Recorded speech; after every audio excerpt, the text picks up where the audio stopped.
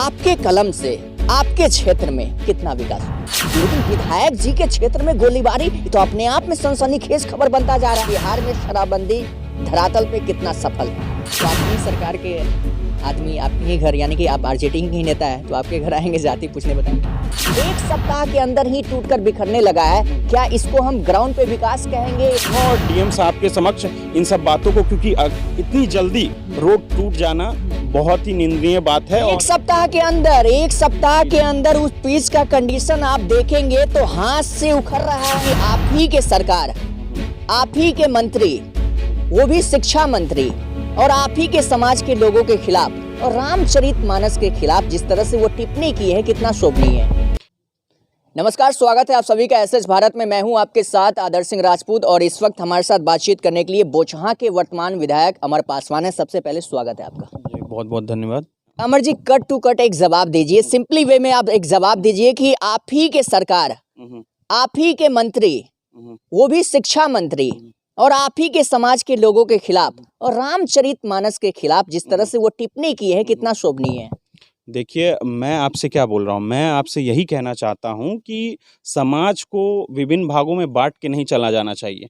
आज का जो नीतियाँ चली आ रही हैं केंद्र के द्वारा, भी मैं कुछ देख पा रहा हूँ कि अभी जो आपने बताया कि उनके ऊपर केस हुआ है, कुछ हुआ है, तो व्यक्तित्व उन्होंने अपना जो बयान दिया है, तो व्यक्तित्व तो मैं भी बयान दे रहा हूँ इसमें कि भाई मुझे समाज, मैं किसी किताब को पढ़ता हूँ, किसी से जानकारी लेता हूँ, तो मैं पॉजिटिव उनमें से अपनी राय रखना चाहता हूँ, पॉजिटिव लेता हूँ। मैं नेगेटिव कभी किसी के बारे में न सोचता हूँ न लेता हूँ। मुझे सिर्फ समाज में पॉजिटिविटी फैलाने की बात है। वो उनके द्वारा ये बयान दिया गया है, ये मेरा कहना नहीं, ये मेरा कथन नहीं है, उनके द्वारा कहा गया है। और मैं आपसे सवाल पूछ रहा हूँ कि उनका ये कहना है, जिस तरह से वो टिप्पणी की, आपका क्या कहना है? आप कह रहे हैं, मैं कह रहा हूँ।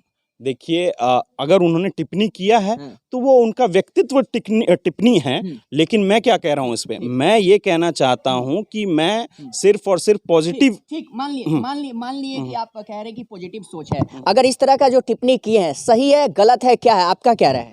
देखिए, अगर हम लोग एक जिस समाज में रहते हैं, ठीक ना, तो बराबर है कि आजकल सभी लोगों को अपनी अपनी आज़ादी है, कहने की आज़ादी है, बोलने की आज़ादी है, तो उन्होंने अपना व्यक्तित्व टिप्पणी दिया है, तो व्यक्तित्व टिप्पणी देने पे कुछ नहीं है। हाँ, मैं ये कहना चाहता हूँ कि अगर ऐसी बात है तो कहीं ना कहीं मैं समाज में यही बात कहना चाहूँ, मैं समाज को एक साथ लेके चलने वाली बात रखता हूँ।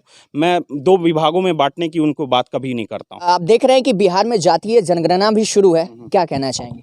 जी, जातीय जो जनगणना है वो कहीं ना कहीं हमारे बिहार का क्या, पूरे भारतवर्ष का एक अस्तित्व की बात रहती है। और ये पूर्व से जो चली आ रही एक बटी हुई प्रथा में, एक कह सकते हैं कि पूर्व से एक जो ये विभाजन किया गया है।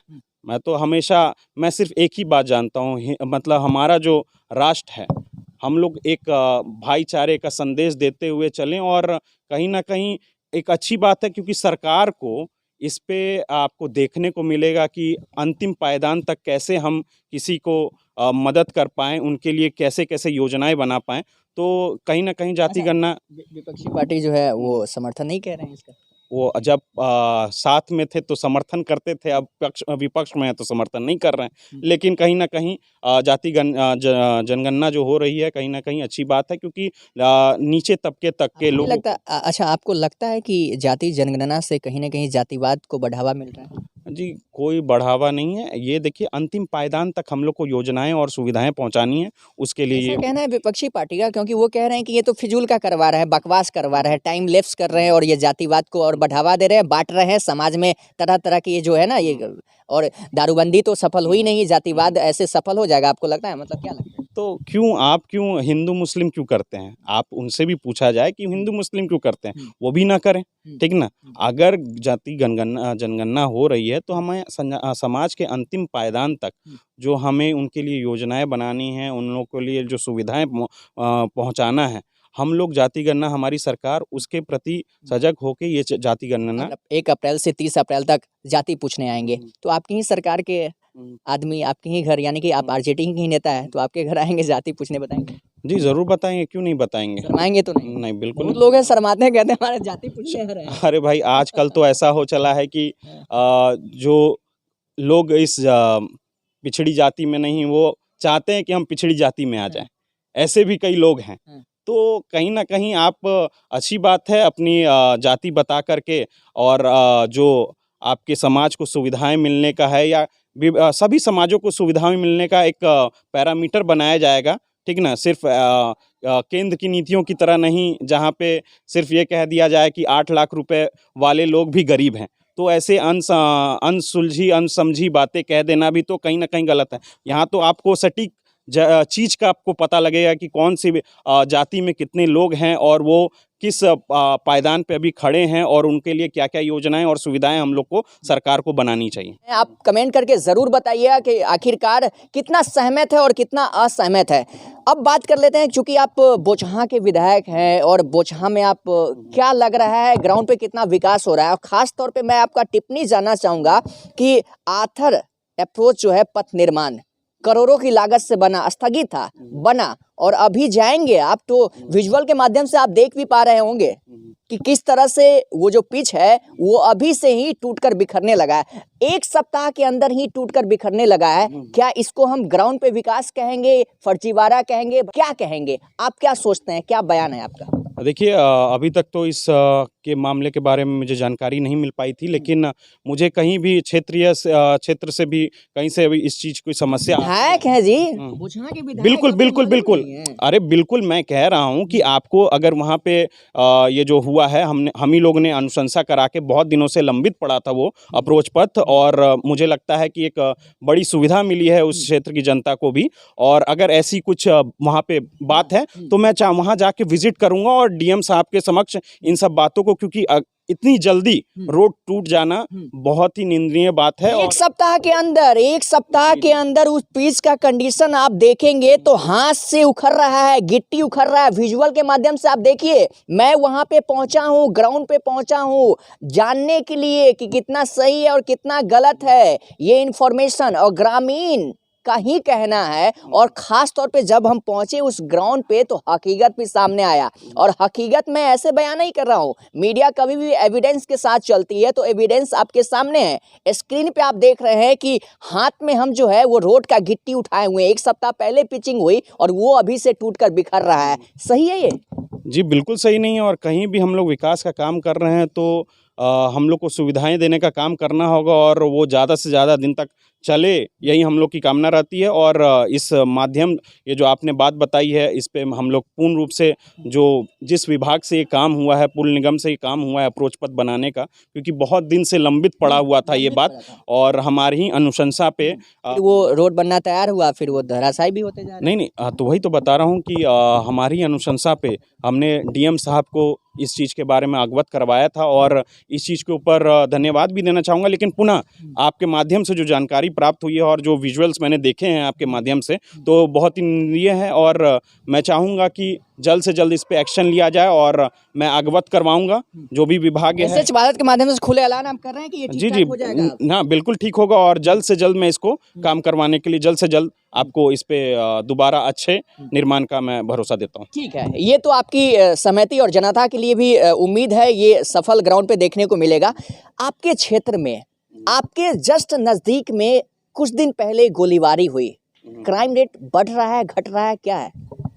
देखिए, क्राइम पे अंकुश क्यों नहीं?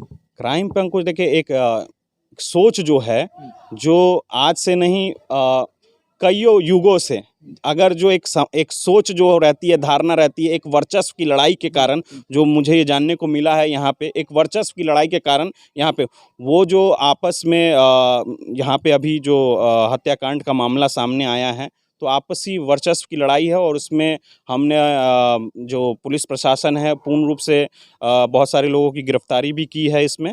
और हम लोग, कौन नहीं चाहता है कि उनका समाज अपराधी मुक्त रहे, तो हम लोग भी चाहते हैं कि अपराधी मुक्त रहे, लेकिन नहीं हो पा रहा है। सबका डंका बज चुका है कि विधायक जी के क्षेत्र में गोलीबारी, तो खबर बन गया, बहुत बड़ा खबर बन गया। अब देखिए ना, बिहार में तमाम क्राइम रेट बढ़ता जा रहा है, क्राइम रेट बढ़ता जा रहा है, घटने का नाम नहीं ले रहा है। लेकिन जो दल के नेता हैं, विपक्षी दल हो या पक्ष दल, हमेशा बताते हैं कि सही है गलत है, हमेशा उनका बयान सामने आता रहता है। लेकिन विधायक जी के क्षेत्र में गोलीबारी तो अपने आप में सनसनीखेज खबर बनता जा रहा है। और क्या मतलब, आपके मतलब क्षेत्र में रहते हुए बस साहब के नजदीक में गोलीबारी हुआ, मतलब क्या मतलब देखिए देखिए अंकुश की बात है तो मैं ये कहना चाहूँगा कि आपने कुछ दिन जब हमारी सरकार नई नई बनी थी और एक बेगूसराय में गोलीकांड भी हुआ था, जब उसकी जांच की गई और पाया गया तो कहीं ना कहीं उसमें जो लिप्त हुए, तो आप लोग को पता है कि कौन ये करवाता है, कौन करना चाहता है और हमारे सरकार को बदनाम करने के लिए बेलगाम है अपराधी। देखिए अपराधी जो है वो अभी